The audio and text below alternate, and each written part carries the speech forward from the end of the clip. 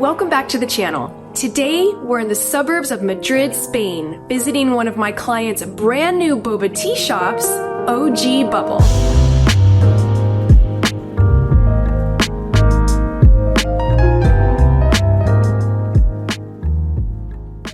And just for everyone at home, this is like a super busy street. There are people walking by, motorbikes, cars, noises, customers, because we are open. So just bear that in mind if you hear any noise.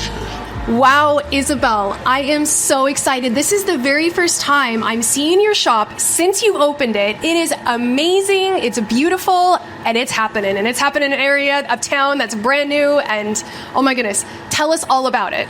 Well, it's a dream comes true thanks to you, my Bubble Tea Queen, Kristin. And shall we start taking a look from outside and see how it looks? Yeah, let's check it out. Shall we go? Okay.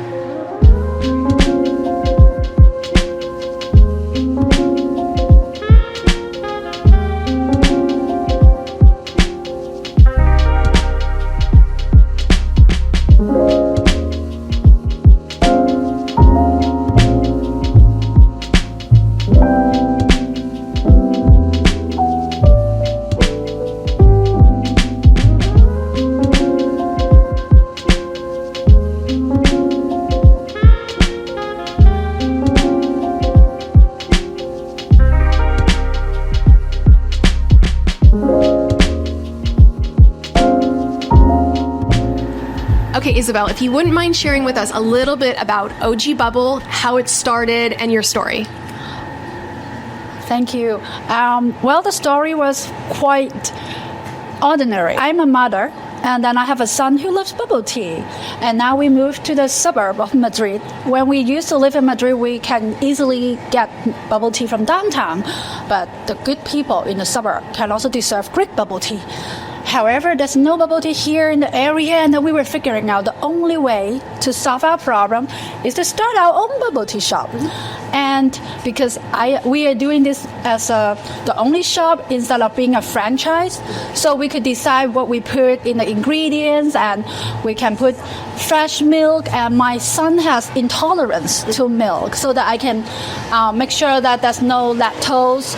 And some other people, they want to be vegan, and then they also have that option. So I feel like, okay, let's try it. And so I started learning from the Bubble Tea Queen, Kristin, in April. And now it has been a journey. Yeah, definitely.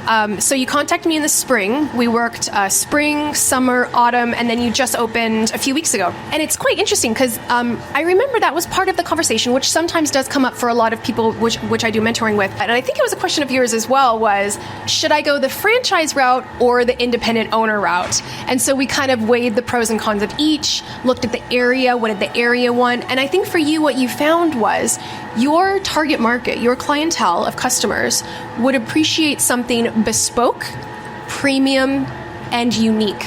And they just didn't want another bubble tea shop. They wanted something very, very special for kind of a high society clientele type vibe.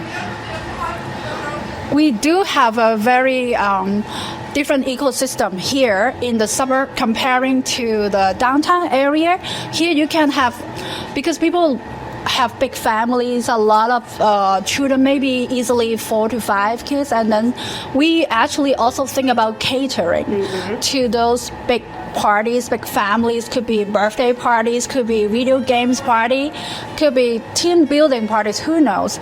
Like, bubble tea is creative, and the way that we do bubble tea and we engage the people is also different from what has been done, because I do see this as my own canvas, my own way to be creative. Yeah, that's really great. So you basically looked at the market, looked at the industry, and figured out where was the need, what was the need, and rather than going the franchise route, which you kind of had to stay inside a cookie cutter, instead you decided to go your own route, and you've created something so beautiful and so unique. It's really, really amazing. I'm super excited for you. Thank you. We're just beginning. There are a lot of challenges and rewarding moments. I feel I have matured quite a bit over a short period of time, and it feels quite good. Good.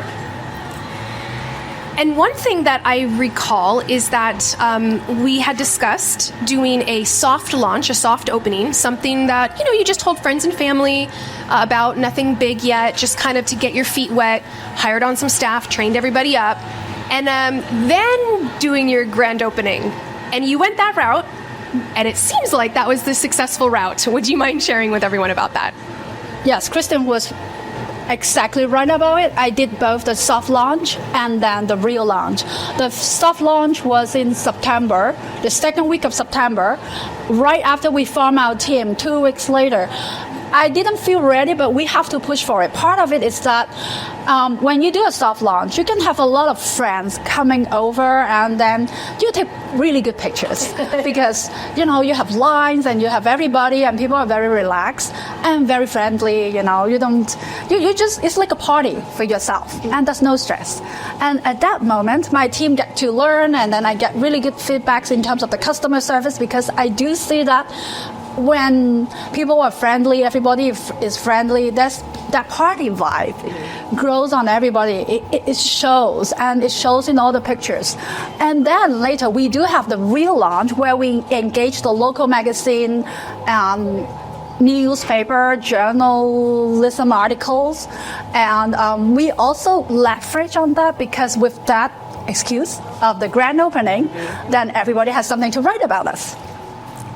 Exactly. And that way all of the kinks are worked out as well. Any difficulties that might have come up, maybe your staff, working under pressure is different than training. So kind of getting a feel for that before the big launch, because when you do that grand opening, it will get written up in all of the local social media and newspapers.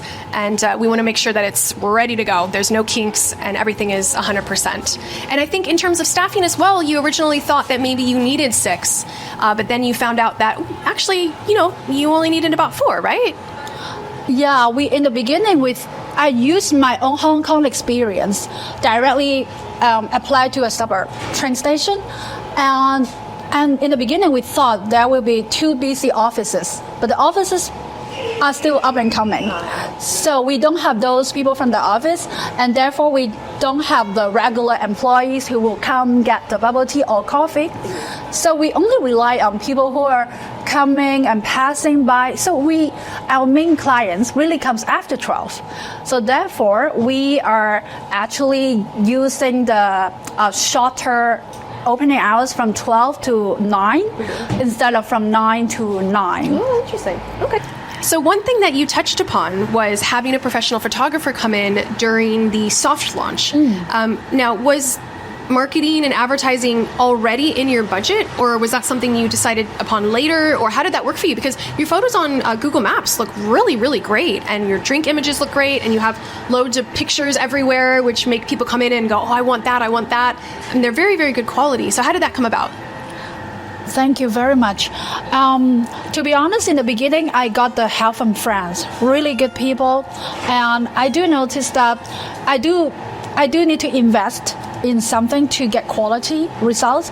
So I do have professional photographer, and as I learned, I do have a branding budget. Because actually, if you look around the shop, I think one of the most important investment that I have put is the logo and the branding and the designer. I did pay a good investment for that. And that was totally good decision. Now that I think back, because he was so creative. I just gave him five adjectives. I said, hey, Hugo, I want something playful, something chic, something not so boring, something creative, something stylish, And then in 1 week, he came up with the creative map for this shop, and then together with the architect, we create this together, because we're not doing any franchise. That's why the branding is important from the beginning. And even the OG, we have a meaning behind it that was coined by my son. We consider that part of the branding. When we started, we wanted this to be just a project between mother and son. But later we took it seriously. In the beginning, it was too playful. We were just like, okay, son, why don't you do the logo? And then he did the logo, and then we showed people, and the architect was like, are you serious, Isabel? Are you really serious? If you're serious, go get a branding expert. And he was so kind. He was actually willing to cut his budget that he received from me because I didn't have a lot of money. And then he offered that I pay the branding expert that money that he gave away from his own budget, so that to make sure that I have budget, because he couldn't convince me in the beginning. In the beginning, I was like, this is just a mother and son shop. We are not going to start with throwing huge money to branding. But that turns out to be very important for us. I'm super happy with the way that it turns out. And says who the Spanish are slow. No, Spanish are really fast. We started in June. And my architect, the whole team started in June. And that was actually, remember, that's the summer. And I keep pushing people. I'm from Hong Kong, by the way. I keep pushing them nicely. I said, Hugo, when am I going to get that logo done? In a week, I got everything done. Wow. The whole creative map, all the visual presentations. I showed them some design of Milan coffee shop. I said, I want something like that, but not too much. And then I also like Ibiza, you know. I want people to come here to have a feel, you know. And then they're like, haha, no, you don't want Ibiza, but I know what you want. You want people to feel like they are having a vacation, right? And so they understand me, he understands me, my architect understands me, the branding designer, the designer understands me, and they create all this package I want to show. He designed this. For example, this is bubble tea, right? Bubble tea with the tapiocas. And OG means original. That was the whole idea. And so that was in the beginning as well. And then in terms of photographs, I realized you really have to invest in photography because of the lighting. Even if you try to do it in-house with good cameras, if you don't have good lighting, your products don't look good. At the end, we get Uber photographer coming to take really good pictures. Okay. They are professional, they know what they're doing. I'm thankful. And that's why we have good pictures. And the soft launch was great. Because the soft launch, a lot of pictures were taken that day. And it was September. It was very helpful when the day was sunny and people were happy. And pictures are real. You need real happy people.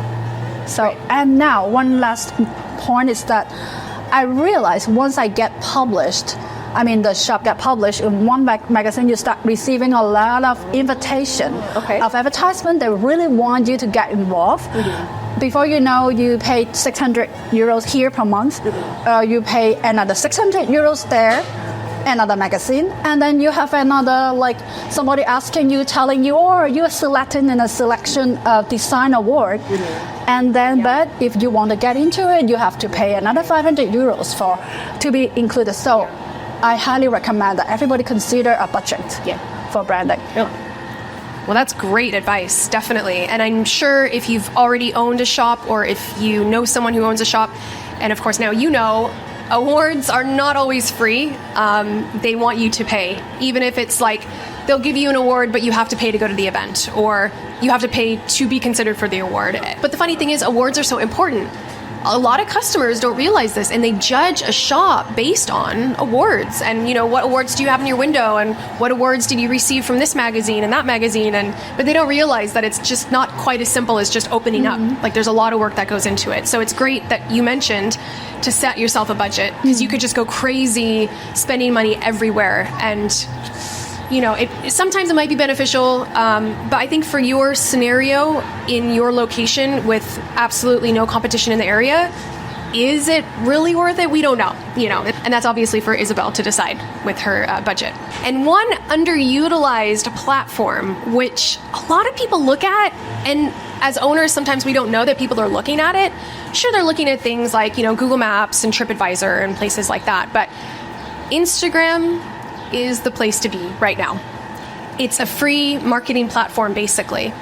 Not to necessarily get customers from it to come in, but for social proof marketing. If someone looks at your shop on, let's say, Google Maps, or they hear from a friend about your shop, what usually happens is they'll go to try to find them on Instagram. It's just second nature for that age group, especially for bubble tea. And if they look at your Instagram as a bubble tea shop business, they will judge it by the pictures, by the reposts, by the story reposts. Like, all of these things are super important, and it's free. So I think one tip out there today, as there's going to be many tips in today's video, but one tip is definitely to utilize Instagram as much as possible. Not the paid side of it, just the free side of it, just to give yourself that social proof. So that way when people do look at it, they go, oh, this is basically their menu. Like, they see all the drinks, they look amazing. Because you have some amazing pictures here out on display, so we want to get those pictures up on your Instagram page to then get more customers. But this isn't just for Isabel, this is for everybody out there as well. Just a little tip. Well, I did try that. I give it a try. I think people really like it when they look at the Instagram page. So it's totally true. That is a name card, and people really use Instagram instead of Google, especially for our audience. For our clients, they use Instagram. But on top of that, I want to give it a boost. And therefore, I did consider the other route, the paid route as well.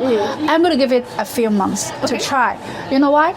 Because I know that we're going to be peaking in, the sales will peak when the weather is good and the sales is rising, probably in April. And now it's going to be winter, and the Spanish don't particularly like hot drink. They will still be drinking cold drink. That's what I figure. And then that means organically you don't have as many sales. And for me, I have like a gardener mindset. I sow the seeds now, I put the marketing, I start with some strategic branding, and I will see how it goes. And that is my budget. I will give it half a year, no more than half a year, and I will see how it goes, and we can update you later. Okay, good. Yeah, we'll be looking out for that update. So one of my clients, Jamal with Aloha Poke in London, he actually did do something similar. He paid for a big marketing campaign with an agency. They did an amazing job. Like, actually, you can see where they took over his Instagram page. And I did ask him, I said, how is this going for you? Because it had only been a couple weeks at that point. And he was like, actually, it's helping a lot. But the one thing that they did, though, was they kind of spiffed up the page, right? They came in, they did a full video session, photo session, and all of their posts were really on point, really on brand. It matched his company ethos 100%. And when you opened up his Instagram, you were like, wow, this is really impressive. I want to go to this place. So I think that if you do bring on a branding and marketing agency to run your social media for you, that's one of the things, is not just kind of giving them stuff, but like actually having them be proactive about creating stuff using your brand guidelines.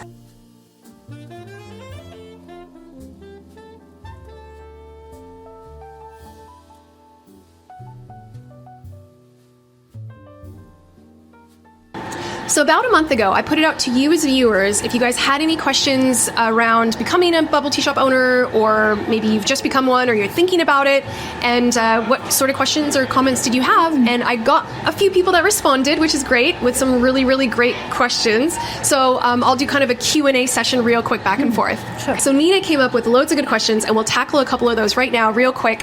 One of them was seating inside a bubble tea shop. I mean, this is a question that we could probably talk about for an hour just alone on that question. But real quick, what is your opinion on having it be sort of a takeaway area as opposed to a sit down?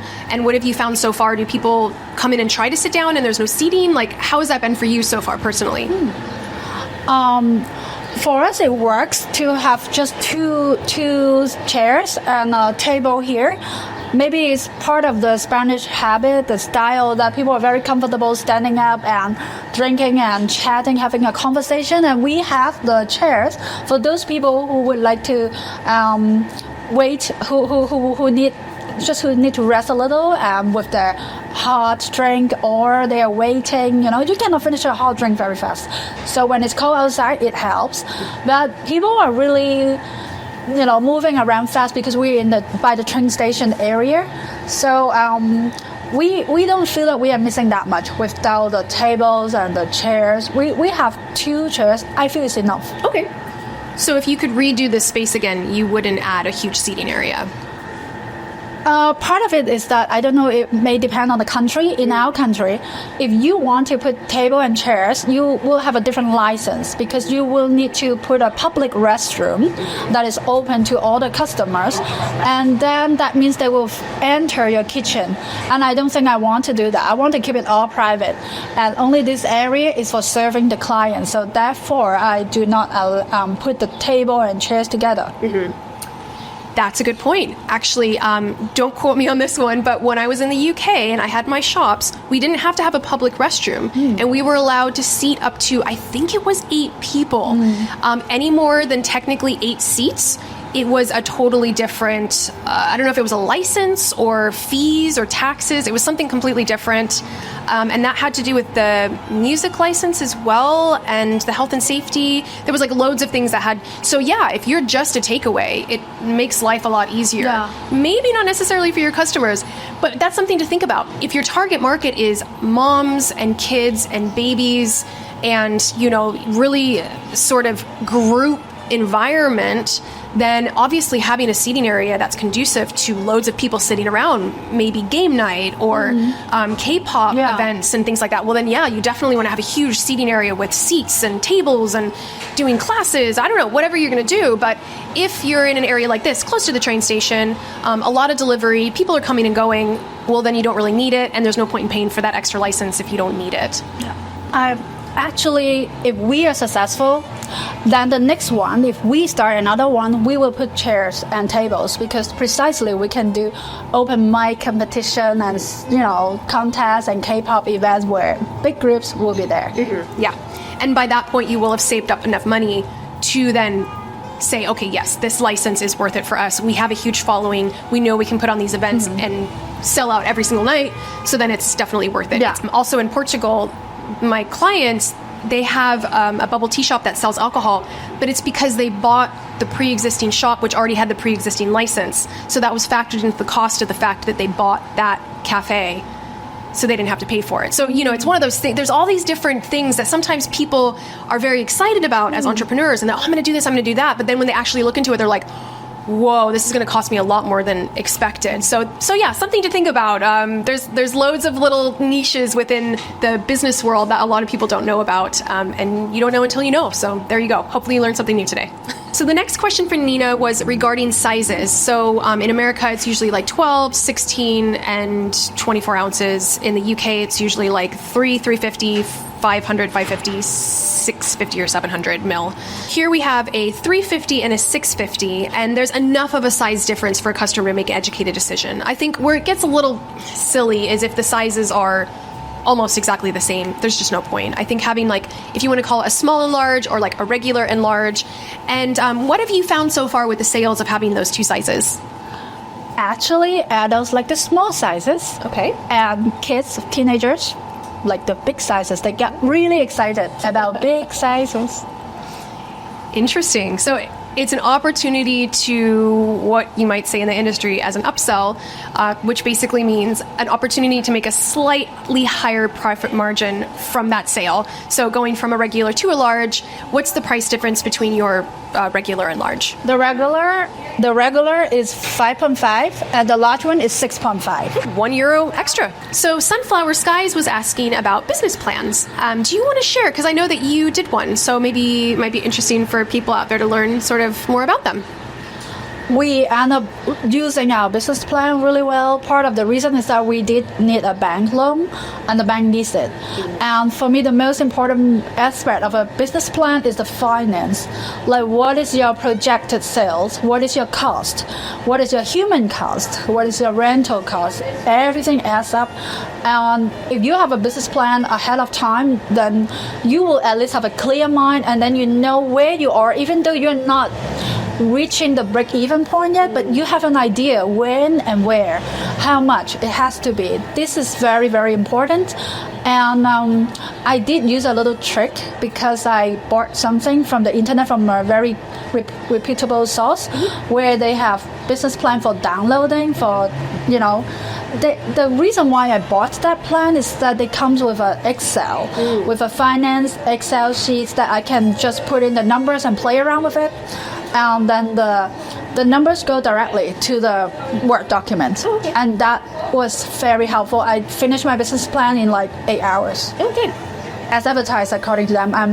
I believe you can find many of these on the internet. So if you have no experience with a business plan, go for those templates. Okay. One other quick question that someone had was regarding Bubble Waffle. Is it a good idea to always have it with a bubble tea shop or not? And what are your thoughts on that? Part of my principle is that I want my staff to be happy and relaxed. And I feel that if I have Bubble Waffle, which will require at least 5 minutes of attention, and of course somebody can multitask, but I prefer that my staff has complete attention to the customer and make conversation as if it's a coffee shop. We do have coffee and we are not selling a lot of coffee, but we gain the culture of coffee shop that we treat them as if they are coming for a good cup of coffee, making conversation. A lot of time I feel people get too busy in a bubble tea shop. I think I have a kind of different philosophy about running a business. Sometimes you can have very good profit, which I also prefer to have good profit. But sometimes you also want to have everybody feel good. For example, if my staff feels good, if they are relaxed, they will smile at my customer. That's one of the reasons why I'm not having a waffle. That is actually one of the things I realized when I came in here and I saw your staff interacting with customers is that they know a lot about the customer. They know their name, they know what they're up to, they say, how are you doing? It's a very sort of casual coffee shop vibe, but it's not a coffee shop. And I think that's quite unique because usually when you go into a bubble tea shop, there's not a lot of interaction between the person taking the order and the person delivering the drink. It's just, there's not a lot happening. But with your shop, I do notice that attention to detail of customer service is super, super high.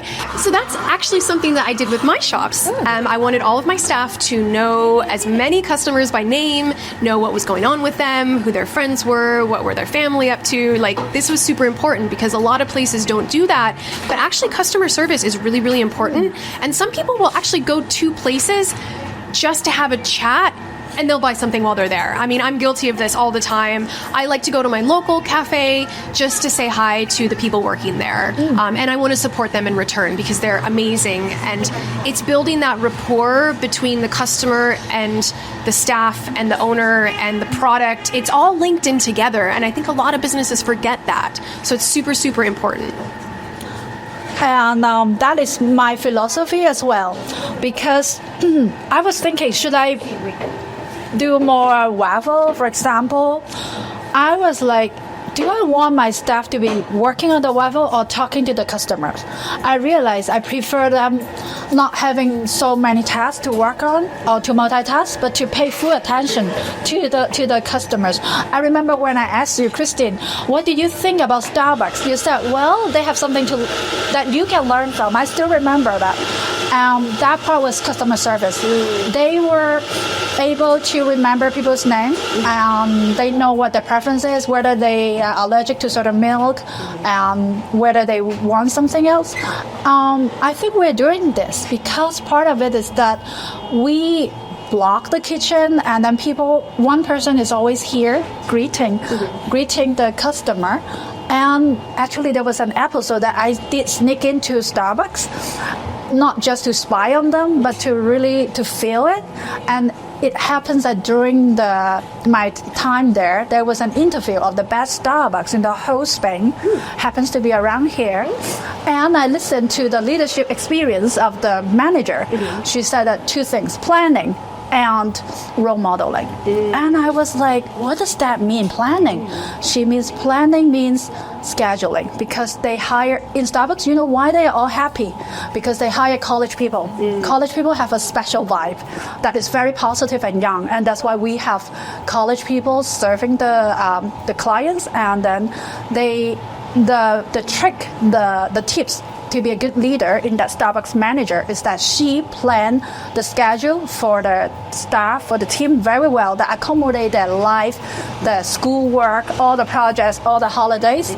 And at the same time, she role model how to treat the customer well, how she treat them well. If she treat them with respect, don't yell at them, and be fair, of course. I'm not like super motherly all the time neither, but you have to be fair and then be respectful, and then they will respect each other. So that's what I learned from the Starbucks coffee shop experience. Oh. Well, thank you so much for sharing that with us, because that was very eloquently put. I think you explained that really well. And you actually have experienced that yourself now, but you learned it from someone else. So it's great that you're now sharing that with everyone out there. That's really great. Okay. Final closing thought or idea or something that you wish you would have known or could have done differently. Start before summer starts. Because everybody starts in September, and then now you have winter, November. And then you have several months of hibernating and getting ready. I wish I had thought about it, but on a second thought, it's not about whether I can wait, because this sport is kind of highly sought after. If I wait, I won't get it. So it's a mindset that you have to have. If you want to start in September, then you probably need to wait for several months through the winter time. And that means not exciting sales, and you have to be creative. Yes, that's an interesting conundrum, because this unit was take it or leave it. Highly sought after. You had to make that decision. Yes. So you decided to take it rather than to wait and try to find somewhere else. Yeah. So that's a really interesting point that you brought up. Thank you so much for sharing that. I think for me, I opened in winter, and I saw it as an opportunity to learn and to grow and to iron out any kinks with my drinks and staff. So if that does happen and you do find yourself opening in autumn or winter, go that route of mentality like you mentioned. However, if you do spring or summer, then you are trial by fire, and that means that you will have to work your kinks out very fast, because in order to survive and keep your shop going. So that's a really, really great thing that you brought up there. Thank you so much for sharing. All right, so I think that kind of covers everything for today. Yes. I'm so glad that we can meet up again, and your shop is amazing, and I'm so excited to be here, and I'm loving Spain. It's been a great experience. So we'll see you next time. Take care. Bye-bye. Bye.